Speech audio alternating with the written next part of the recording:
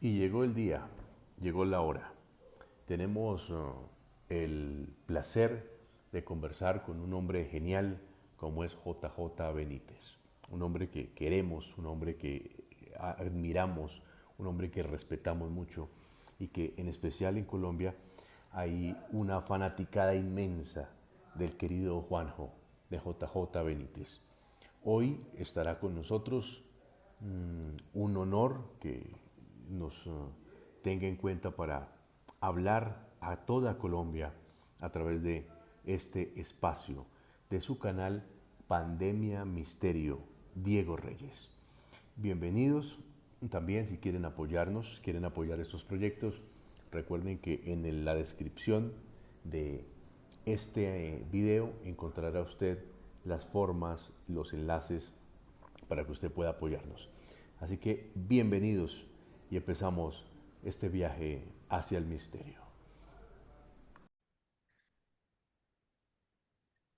Amigos y amigas, es un placer saludarlos, estar aquí en esta cita en torno al misterio, como siempre, y en estos programas, aquí en su programa nocturna de Radio Cadena Nacional.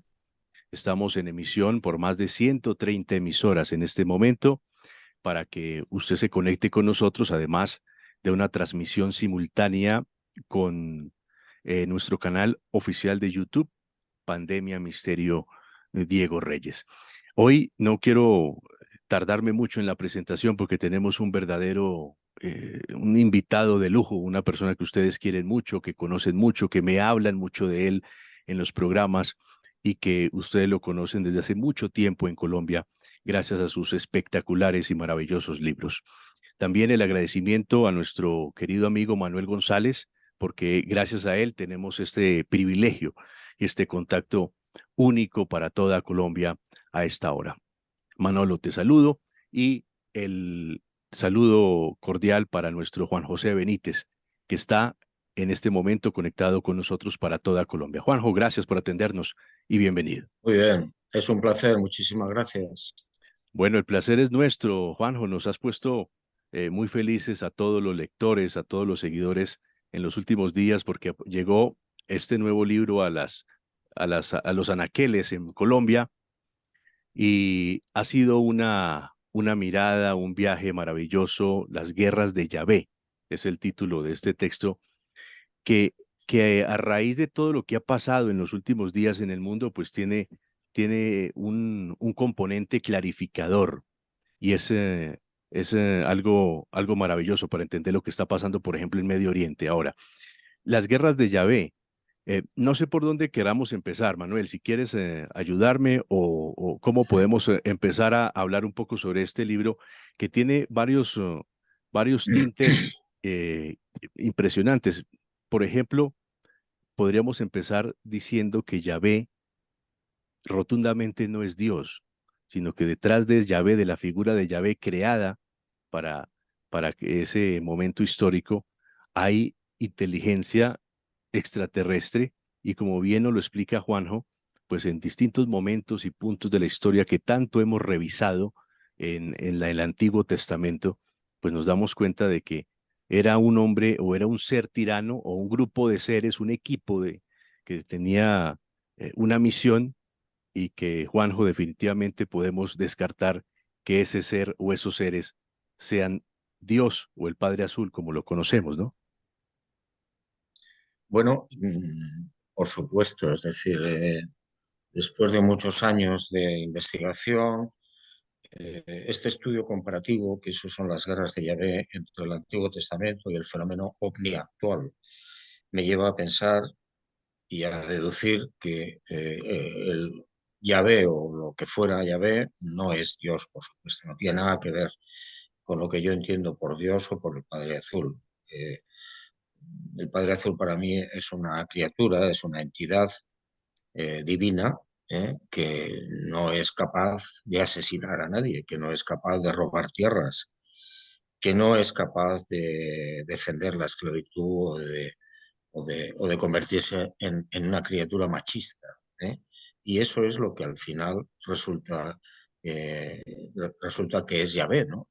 yo planteo el hecho de que por lo que se ve, por lo que se lee en este Antiguo Testamento, los carros de fuego, las columnas de humo, de luz que acompañan a esta gente por el desierto del Sinaí, son lo que hoy entendemos en las investigaciones, repito, del fenómeno ovni, lo que hoy entendemos como naves de exploración o como naves gigantescas o portadoras o nodrizas. El Correcto, Juanjo. Diego, con las buenas tardes y con las Manuel, buenas también tardes para Juanjo allá en España. Un cordial saludo. Muchísimas gracias por esta primicia para Colombia. Recordar que nosotros fuimos el segundo país en tener el libro después de que saliera en España. Unos días después de la publicación, pues salió en Colombia a finales del mes pasado. Y me llama muchísimo la atención dos cosas. Quizás una sería casi empezar por el final. Cuando uno termina de leer el libro, se da cuenta de dos cosas. La primera, firmado o fechado diciembre del 2021. O sea, no estamos hablando de una casualidad en el momento, en la coyuntura geopolítica de Medio Oriente actual, sino que el libro ya estaba desde el 2021, por un lado. Y lo otro, evidentemente, los que somos conocedores, los que seguimos tu obra con un rigor, con una expectativa, pues nos trae los ecos de dos textos previos tuyos, uno citado evidentemente en la bibliografía que soporta el libro, que son el OVNI de Belén y también Los astronautas de Yahvé. Ellos ya libros que tienen unas cuantas décadas encima y automáticamente se nos vienen a la mente cuando nos embarcamos en esta nueva historia, en este nuevo ensayo que nos presentas, Juanjo. Bueno, yo pienso ahora, sinceramente, que ese libro, como otros, son consecuencia de la acción de estos seres no humanos que nos controlan y nos vigilan desde hace mucho tiempo. Si no, no tendría sentido que yo termine de escribir Las guerras de Yahvé en diciembre del año 21, pensando que en el año 23, casi en diciembre, casi 2 años después, se iba a producir una situación tan catastrófica con una guerra en territorio de Israel, ¿no? No se me podría haber ocurrido nunca, ¿eh? Entonces, lo que yo pienso ahora es que este libro está conducido, está guiado, está manejado, está manipulado en ese sentido por una civilización, o no sé, varias civilizaciones superiores en las que yo creo, por supuesto. claro. Indudablemente, ni más faltaba. Diego. Bueno, gracias. Juanjo, uno de los apuntes que saqué al leer tu libro juiciosamente es: el pueblo judío es invasor de la tierra que ocupan. La tierra de Canaán, como tú bien nos lo explicas, era antes de la llegada de ese pueblo que sale de Egipto, era habitada por distintas etnias que llevaban mucho tiempo estableciéndose allí. Son los verdaderos dueños de ese territorio. Por lo tanto, ese Yahvé prometió una tierra que ya tenía un dueño. Entonces, el estado actual de Israel es un fraude. Es lo que pude desglosar de leyendo juiciosamente tu libro. Eh, de ahí, esos Elohim, esos seres, esos mensajeros de Yahvé, buscaron, en primer lugar, buscaron ¿qué? La creación de una religión monoteísta que para el momento no existía, no era muy común. Bueno, yo lo que creo, lo que deduzco de todo esto es que esa civilización no humana o esas civilizaciones no humanas, porque no sabemos si eran varias, tenían un propósito, tenían un plan. Ese plan o ese propósito, para mí, esto es una hipótesis, claro, naturalmente. Ese plan era llegar a tener una tierra, una religión y un pueblo de cara al nacimiento de Jesús de Nazaret. Es decir, sería una preparación para la llegada del hombre Dios. Para mí Jesús de Nazaret, como sabéis, es un hombre Dios. Entonces, para hacer eso necesitaban un pueblo. Ese pueblo lo hacen, lo sacan, lo extraen de Egipto. No eran judíos, importantísimo. Ujú. El carácter o la nacionalidad judía aparece mucho después, a lo largo de ese peregrinaje de años por el desierto, en el Sinaí. necesitaban una religión y se la dan a lo largo de esa peregrinación. Aparece esa religión en diferentes momentos, la van constituyendo y después ya cuando se establecen en la tierra robada, en Canaán, como bien dices, había 30 pueblos conocidos y probablemente alguno más, que llevaban allí mucho tiempo y que eran legítimos dueños de esas tierras. Bueno, todo esto era necesario, supongo, para la llegada, el advenimiento 2000 y pico años después. Esto que estamos hablando ahora ocurre hace 3300 años. Entonces, ellos lo planifican minuciosamente y lo consiguen. Consiguen que aparezca una tierra que la roban, literalmente. Yahvé en ese sentido es un ladrón. ¿eh?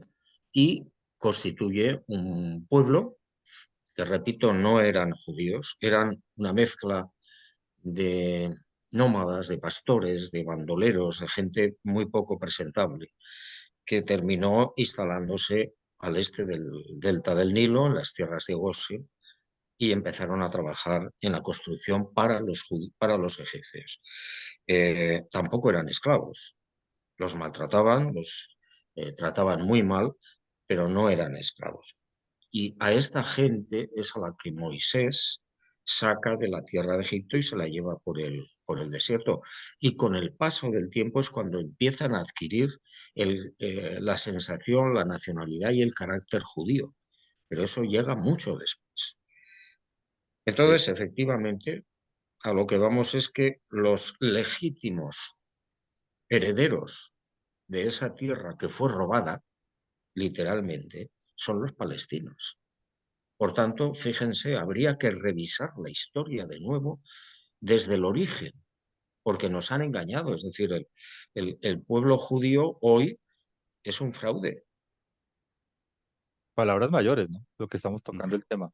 Manuel, Y esto, dime, solo una cosita, dale. Juanjo, pero para crear ese pueblo, para crear ese único Dios, como después se convirtió en el pueblo de Israel, debieron ser tan tiranos en esa figura de Yahvé, debió ser Yahvé tan tirano como nos lo muestras y como nos lo podemos revisar cualquier persona en el Antiguo, revisando el Antiguo Testamento, y tan injusto también. Bueno, yo no sé si era necesario que fuera un asesino, no este Dios, repito, este equipo, Ujú. o estas civilizaciones que adoptan el nombre de Yahvé y se hacen pasar por Dios. Yo no sé si era necesario porque aquella gente era muy bruta. A lo mejor sí era necesario, pero yo entiendo que podía haber otros sistemas, otros procedimientos para conseguir esos tres grandes puntos que hemos tocado, es decir, la identidad nacional, la religión y conseguir establecerlos en una tierra.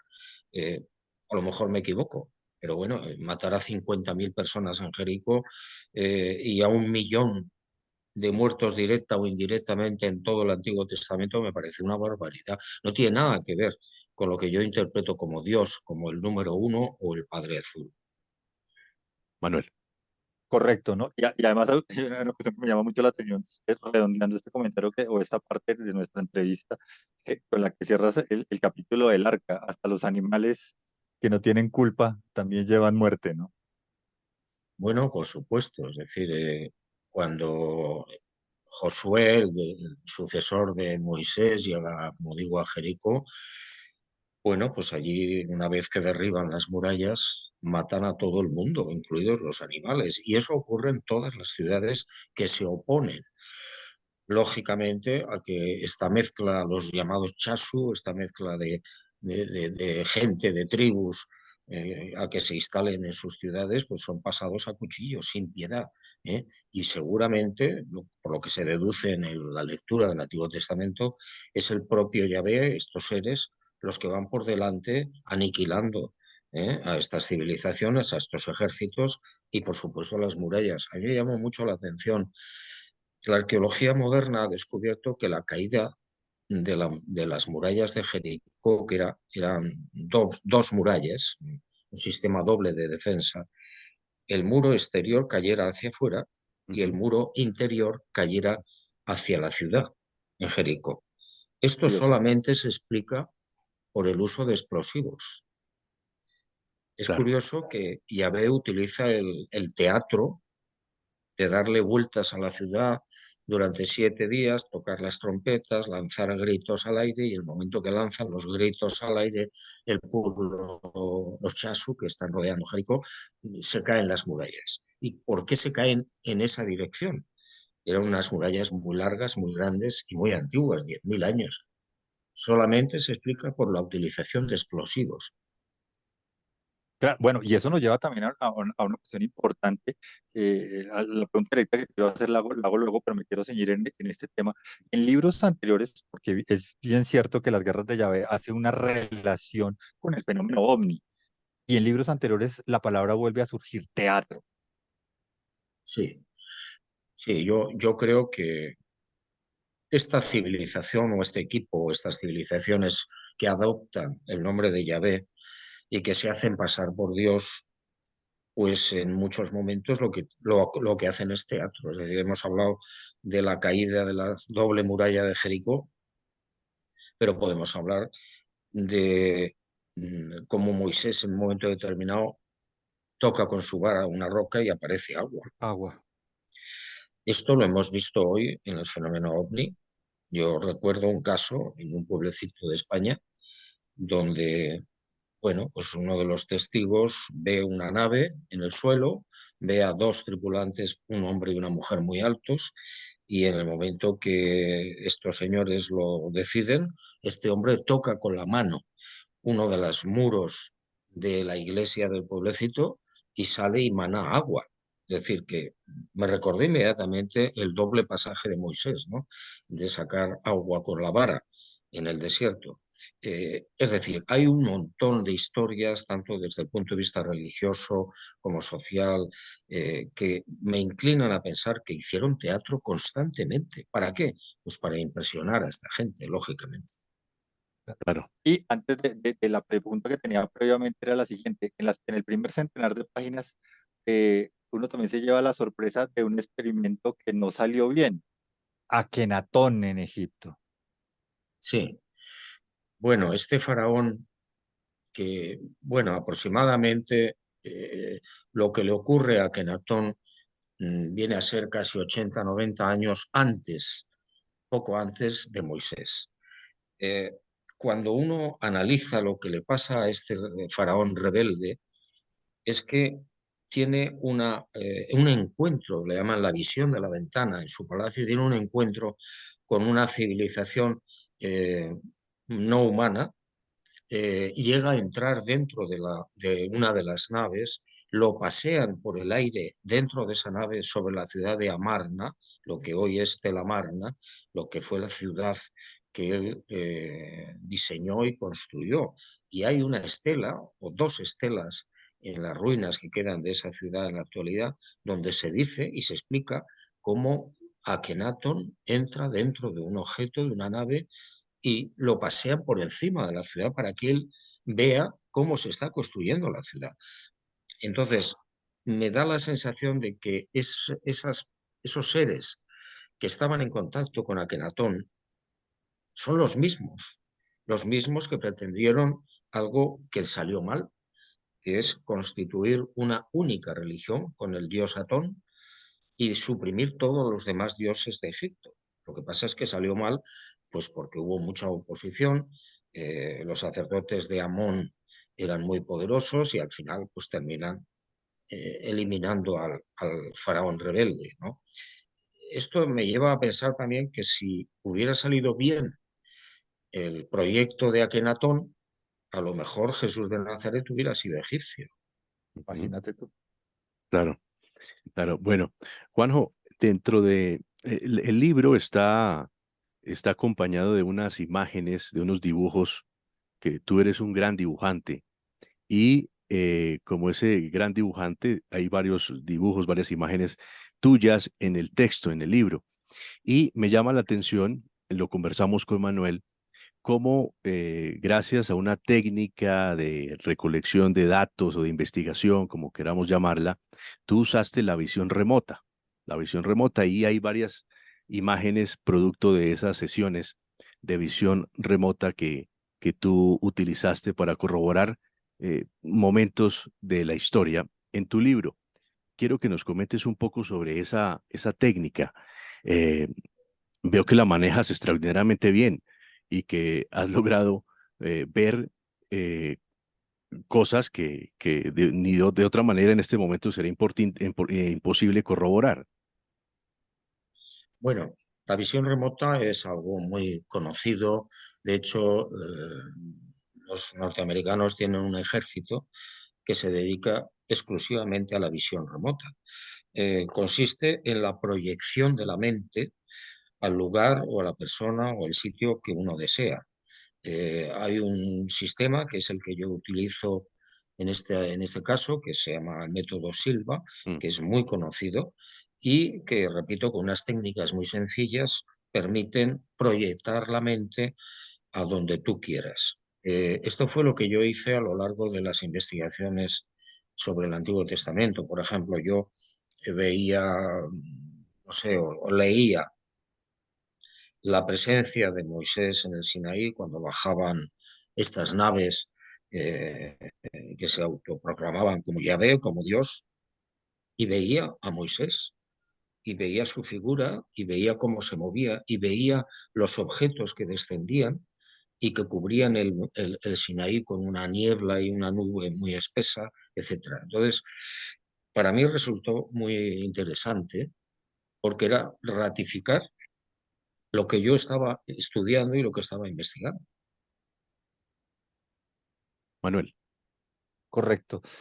Otra de las cosas que también llama la atención y que uno pues, se encuentra con la lectura del libro y que termina corroborando también por otras fuentes son las patinadas que hay en el Antiguo Testamento. Bueno, que a lo largo de todas las escrituras existen. Y como tú bien lo señalas, muchas de las cosas allí consignadas son por culpa de Esdras, ¿no? Que recibe información previa de otras culturas y las termina vinculando a lo que va a convertirse en la ideología o en la parte central de lo que después era el pueblo judío, ¿no?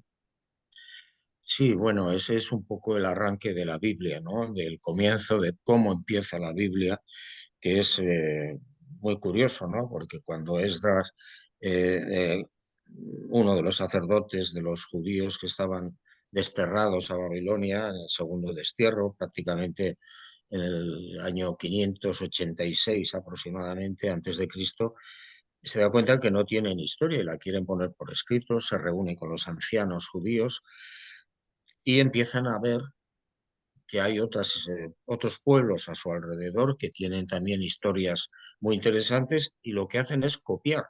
Es decir, el diluvio, la creación de Adán y Eva, una serie de historias que todos más o menos conocemos hoy por la Biblia, están copiadas de pueblos que rodeaban al destierro de los judíos en Babilonia. Entonces, el código de Hammurabi, las leyendas egipcias, asirias, todo eso estaba ya escrito. Y lo que hace el pueblo judío es apropiarse de esas historias como propias. Y luego el cristianismo pues termina adoptando todo lo anterior y agregando cosas nuevas, evidentemente. ¿Cómo? Y luego posteriormente el cristianismo como tal pues termina adoptando muchas de esas cuestiones y agregando cosas nuevas. Claro, claro. Es decir, el cristianismo con posterioridad se aprovecha de lo que dice el Antiguo Testamento, que en buena medida es falso, o no falso, pero sí copiado de de otras culturas, ¿no?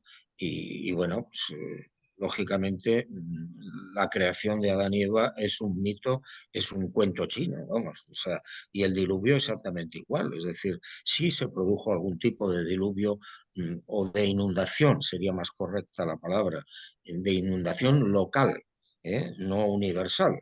Si hubiera sido un diluvio mundial, pues ni las culturas americanas existirían hoy, ni los marsupiales en Australia. Por tanto, habría que concretar y decir, bueno, esto fue una inundación importante, pero por ejemplo a nivel de los ríos Tigris y Éufrates en Babilonia. Que luego el ser humano, como siempre, lo adorna y lo amplifica, bien, pero que no fue en absoluto universal. y que además también termina reflejando un hecho que es supremamente interesante y es un Yahvé colérico, un Yahvé que se arrepiente de su creación Sí, sí, eso es absurdo. Es decir, y entonces eh, decide destruirlo todo. claro, el buen Dios, por lo menos el concepto que yo tengo del Padre Azul, no es un Dios que se arrepienta en absoluto. Es decir, eh, cuando el Padre Azul inventa, imagina o crea algo, es para siempre, ¿eh? Y es consciente de que eso no es malo, al contrario, es bueno. Y yo siempre me pregunto un poco en plan de chiste, bueno, si según las escrituras del Antiguo Testamento todo lo que hizo Dios estaba bien después de la creación, ¿qué pasó con la serpiente? Ujú. Por supuesto. Eh, Juanjo, entre otras de las cosas, bueno, habrían muchas cosas por preguntar, pero tampoco la idea es hacer un spoiler del libro, que los invito a que todos en este mes de diciembre, si quieren dar un buen regalo, un buen presente a sus seres queridos, Las Guerras de Yahvé es un libro maravilloso para pasar y terminar este año aprendiendo muchas cosas. Con Manuel, porque Manuel es un hombre que lee entre líneas, interpreta los textos muy bien, y él me dijo, ¿viste la imagen que tiene el libro de Melquisedec? Melquisedec, que es una de las figuras, de los personajes más extraños que se pueden encontrar en el Antiguo Testamento, y gracias a la visión remota que hablamos hace unos minutos, Juanjo lo plasma en el libro, un hombre alto, con un báculo de ojos celestes, barba rojiza, una túnica, pero en el báculo hay un símbolo, y, y es como una H, y eso nos lleva a relacionarlo o a recordar esa civilización de Humo también, los humitas que estuvieron, tuvieron mucho contacto con las primeras civilizaciones aquí en la Tierra. ¿Acaso Melquisedec era uno de ellos? Ellos también estuvieron aquí haciendo su trabajo. Pues no me cabe la menor duda. Melquisedec es un personaje que no tiene familia, que no tiene origen, nadie sabe dónde nació, si es que nació, y desapareció de la misma manera, sin que nadie supiera a dónde fue a parar. Bueno, después investigando yo me di cuenta de que en el universo conocido, en la creación visible, hay una serie de entidades o de seres que pertenecen a lo que llaman la Orden de Melquisedec. Es decir, Melquisedec no solamente sería un nombre de una persona, sino el nombre de una orden, ¿eh? Entonces, es muy probable que este personaje, que aparece, bueno, muchísimo antes que Jesús de Nazaret, fuera el verdadero anunciador del maestro. Y vino aquí con la misión de empezar a enseñar a la gente que existe un Padre Azul, que es un Dios de amor, e incluso parece ser que creó o llevó a cabo una serie de misiones por el mundo, especialmente en China, y a partir de esos misioneros de Melquisedec que llegan a la zona de China, por ejemplo, aparece pues algunas de las religiones que conocemos, ¿eh? El taoísmo, por ejemplo. Eh, bueno, es una posibilidad, ¿no? Es una posibilidad muy interesante. Melquisedec existió físicamente. Abraham, eh, bueno, pues tiene un encuentro con él después de una serie de batallas y de guerras, y Melquisedec pues le da el diezmo de todo y lo bendice. Muy bien. Manuel. Hay otro tema central que me parece primordial. Bueno, dividámoslo en dos cosas. A lo largo del libro yo detecto dos personajes que no podría decir como que son principales o a los que les dedicas un poquito más que a todos los que aparecen en el Antiguo Testamento. Uno de ellos, como lo hemos venido hablando, ha sido Moisés, evidentemente, autor del Pentateuco y todo ese tipo de cosas. Bueno, autor nos hacen decirlo, ¿no? Porque no nos consta. Y el otro me parece que es Ezequiel, y en Ezequiel vuelve a tocarse un tema que también ya se ha hablado mucho a lo largo de tu obra, bueno, digamos que la obra reciente, y es que Ezequiel vuelve a tocar el tema de Gog. Bueno, Ezequiel también tiene, por lo menos que sepamos, dos grandes encuentros con estos seres, con estas civilizaciones. Los describe bastante bien para su falta de palabras y de semántica y, bueno, coinciden plenamente con lo que hoy sabemos y entendemos por el fenómeno ovni. Eh, en cuanto a Gog, pues yo espero estar absolutamente equivocado. Creo que ojalá no pase nada, pero creo que hay un 60% de posibilidades de que sí. ¿Eh? Y bueno, pues te cuento la última. Por favor. Eh, un cabalista español recibe las medidas del cáliz, de un cáliz eh, que se menciona el caballo de Troya 9, un cáliz misteriosamente de acero inoxidable, puesto que el acero inoxidable aparece prácticamente en 1910 y sin embargo Jesús de Nazaret lo recibe de la madre del novio de las bodas de Caná. Bueno, pues esas medidas que aparecen en el caballo de Troya 9 respecto a ese cáliz, tanto las medidas como el peso, equivalen, por no hacer larga la película, equivalen a la llegada de un asteroide por el oeste. Y inmediatamente, claro, yo pensé en Gog, ¿no? ¿Cómo no? Pero repito, ojalá me equivoque. Yo Verá. invito a los cabalistas de Colombia o a las personas que les guste la numerología que lean ese pasaje del caballo de Troya 9, Caná, y que vean las medidas de ese cáliz. Aparecen todas las medidas de altura, de boca, de pie, etcétera. Y lo pasen a números o lo pasen a cábala. Una tarea que está pendiente por hacer, Perfecto. Diego.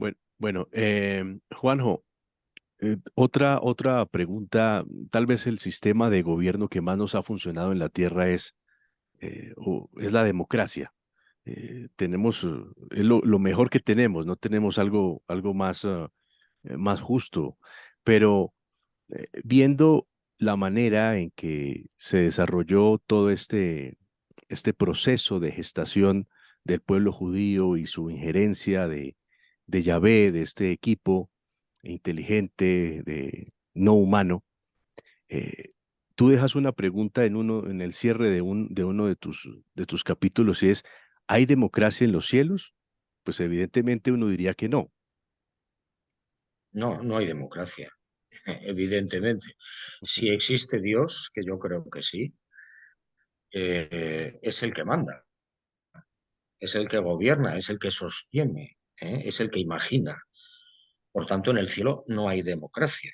Y llega uno a la conclusión de que la democracia se queda para los mundos débiles o los mundos primitivos.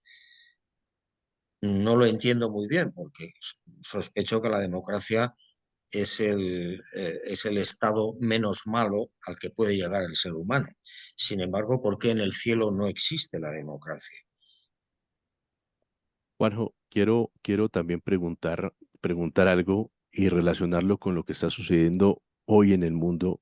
Muchos estudiosos de la geopolítica mundial están hablando de que existen unas élites en el planeta que están buscando un gobierno mundial, un gobierno único. Entonces, vemos el inglés como prácticamente el idioma de los negocios, pero es un idioma universal. Quieren constituir una moneda única, que para algunos va a ser una moneda digital, y todo esto para algunos lo ven con recelo porque sería prácticamente perder la libertad del ser humano. Estaríamos enfrascados, sí, en un gobierno único, pero nuestras libertades se verían restringidas al máximo. Entonces, todo lo que publicamos por la internet, nuestros teléfonos celulares, todo eso es interceptado, es manejado. Bueno, entonces que eso sería como la idea de un gobierno único y lo ven de una manera nociva, de una manera mala, porque restringe o elimina la libertad o la libertad de los seres humanos. Yo, viendo esto, y como acabamos de decir, la democracia en los cielos no existe, existe el número uno y de ahí los demás. ¿Cómo ves ese proceso, ese análisis que hacen algunos que ha tomado mucha fuerza? Y esto ya hasta el mismo expresidente de Estados Unidos, Trump, hablaba del globalismo y que hay que erradicar el globalismo en el mundo. ¿Cómo analizas tú este proceso que vivimos? Bueno, yo creo que esa idea que sí está en marcha efectivamente de conseguir un gobierno único en el planeta, de conseguir una lengua única, de conseguir una moneda única, sería la solución para muchos problemas actuales. Es decir, yo no estoy de acuerdo en que eso reste libertad a la gente o a los pueblos. Cada pueblo seguiría manteniendo su identidad nacional, pero nos liberaría de algo mucho peor, que son los nacionalismos acérrimos, los nacionalismos, los extremos que hoy estamos padeciendo. Es decir, el problema más importante, uno de los problemas más importantes que tiene el ser humano, y ahí está el ejemplo de Israel, es el nacionalismo. Es decir, nos está llevando a la sangre, a la guerra, a la destrucción y al dolor. Sin embargo, si hay un gobierno del mundo que se ocupe de los problemas sociales, económicos, etcétera, la civilización humana saldrá ganando. Pero yo lo veo muy lejos, la verdad, muy lejos. Manuel. Vale, volviendo al libro, otra de las cosas que también llama muchísimo la atención y es el código de la Biblia. Este equipo que estaba trabajando bajo ese proyecto de conducir o que condujo a todos estos personajes del Antiguo Testamento, deja un mensaje entre líneas dentro del Antiguo Testamento. Muy curioso que esto también aparezca con las tablas de correlatos de todo lo que significó para su momento y lo que tiene de referencias para el mundo actual, ¿no? Sí, lo que estás contando, Manuel, es realmente importante e interesante. ¿Por qué?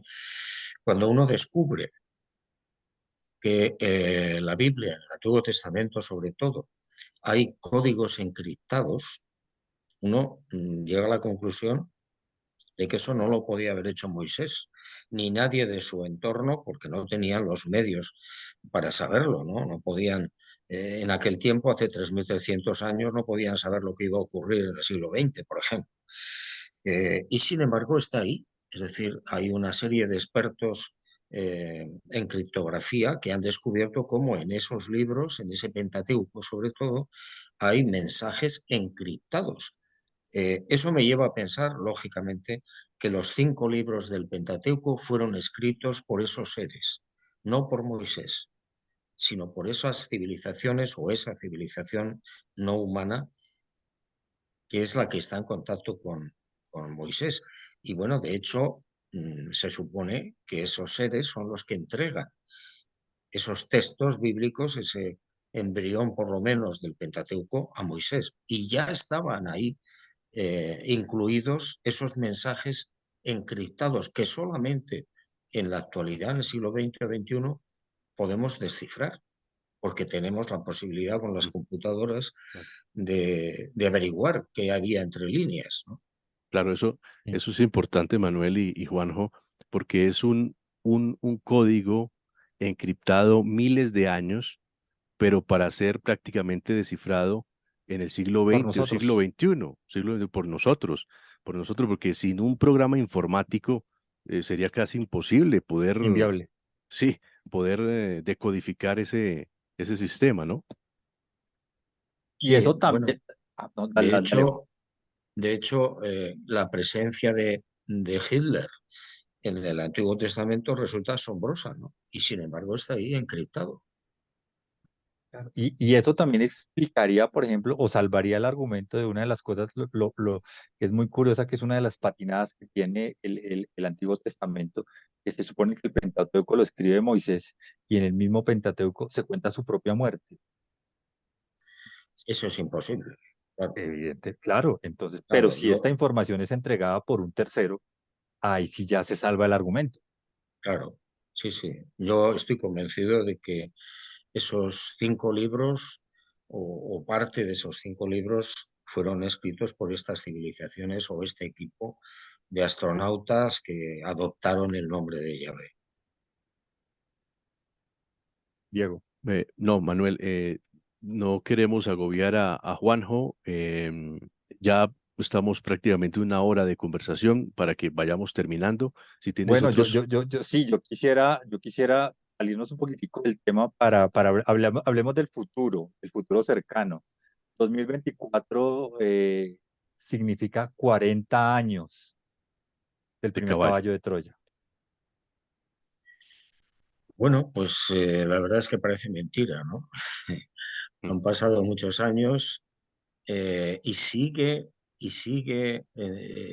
entrando en las mentes de las personas. Yo sigo recibiendo cartas, comunicaciones, correos electrónicos en los que la gente me sigue dando las gracias por los caballos de Troya. Y yo me he cansado, y tú lo sabes, de decir que yo no soy el autor de los caballos de Troya, pero bueno, está bien, ¿no? Lo importante en definitiva es que la gente pueda tener una visión diferente y propia de lo que fue la vida del maestro, ¿eh? Y sobre todo la esperanza en un futuro, la esperanza después de la muerte. Muchísimo, y por eso te estamos absolutamente agradecidos. eh, y lo digo, pues, Diego se une a mí, hemos sido lectores de tu obra, o sea, eso también, las palabras de agradecimiento, la deuda de agradecimiento es impagable contigo por hacernos llegar esa información. Y en ese mismo plano del futuro, lo hablamos también en entrevistas previas, falta un capítulo tangencial de Caballo de Troya, que no es Caballo de Troya, que es Rayo Negro. ¿Para cuándo? Bueno, yo no sé exactamente cuándo se publicará, porque no depende de mí. Yo creo que Rayo Negro es efectivamente el número 13 de los caballos, pero no es caballo. Es decir, es una experiencia interesantísima que tuvo Jesús de Nazaret antes de la vida de predicación, en los años 22 de nuestra era, prácticamente al 25. Él empieza la vida pública pues al final, prácticamente en agosto prácticamente del 25, cuando él recupera la divinidad. Pero 2, 3 años antes, él vivió una serie de viajes, de experiencias por el Mediterráneo que no son conocidas. Y eso es Rayo Negro. Perfecto. Pues que yo lo mencionaba porque siendo un bonito aniversario los 40, pues, ¿por qué no? Una idea al aire. No tengo ni idea de cuándo lo van a publicar, porque repito, no depende de mí. Pero bueno, y en ese mismo aspecto, ¿qué plan tienes porque nos tienes acostumbrados a uno anual? El del 2024, ¿cuál sería? Bueno, pues la editorial está estudiando la posibilidad de sacar 2 libros al año en Wow. estos momentos, en estos momentos. No sé si eso será así, espero que sí, porque hay muchísimos libros en lista de espera, ¿no? El año que viene seguramente va a salir un libro que se titula La pareja, que son una serie de hallazgos espectaculares que ha habido en México, de piedras grabadas, de figuras de arcilla, que nos revelan que, bueno, pues que hace mucho tiempo, en diferentes oportunidades, diferentes épocas de la historia, los indígenas tuvieron contacto con seres no humanos. En esas piedras aparecen figuras de seres no humanos, naves sobrevolando a los indígenas. Bueno, esa es una historia que a mí me fascinó, me parecía interesantísima. Las dataciones de esas piedras son muy antiguas, entre 3.000 y 9.000 años de antigüedad. Y luego hay otro libro que se llama Luz de Tusceno, que son 10.101 pensamientos sobre diferentes temas. Ah, ok, correcto. Maravilloso, maravilloso. Bien. No sé, Juanjo, ya para terminar, y todas las personas que nos están escuchando, los que nos están viendo en el canal Pandemia Misterio Diego Reyes, y a todos a las miles de personas que están conectadas a esta hora, mm, una última, no sé, una última recomendación, análisis, o por qué deberíamos acercarnos a las guerras de Yahvé. Este es simplemente un análisis comercial, pero para que las personas que nos están oyendo digan, bueno, este es un libro muy importante. Bueno, yo no sé si es un libro importante, lo que Sí, creo es es que mucho. es un libro que puede esclarecer la confusa idea que tenemos actualmente del conflicto entre los árabes y los judíos, entre los palestinos y los judíos. Por eso sí creo que es interesante, es decir, porque desde el origen se está planteando cuál fue el problema, cuál fue la verdad o cuál fue la supuesta y posible verdad. Y eso nos daría una idea mucho más clara y mucho más exacta de lo que está pasando hoy. Perfecto. Pues Juanjo, han sido unos minutos maravillosos. Te agradezco inmensamente a Manuel también por ayudarnos con esta gestión. Y de verdad, infinitas gracias, Juanjo. Gracias por este trabajo que haces y inmensamente agradecidos. Espero que podamos conversar nuevamente en otra oportunidad. Y te mando un Muy abrazo. bien, muchísimas gracias a todos. Juanjo, muchas gracias de verdad desde Colombia, un fuerte abrazo. Tu comunidad lectora acá firme, también agradecida. Yo también de mi parte el agradecimiento público, siempre, y lo repito, la deuda es impagable. Juanjo, muchísimas, muchísimas gracias. Así se queden cortas. Muy bien, muchísimas gracias. Un abrazo muy fuerte para todos. Vale.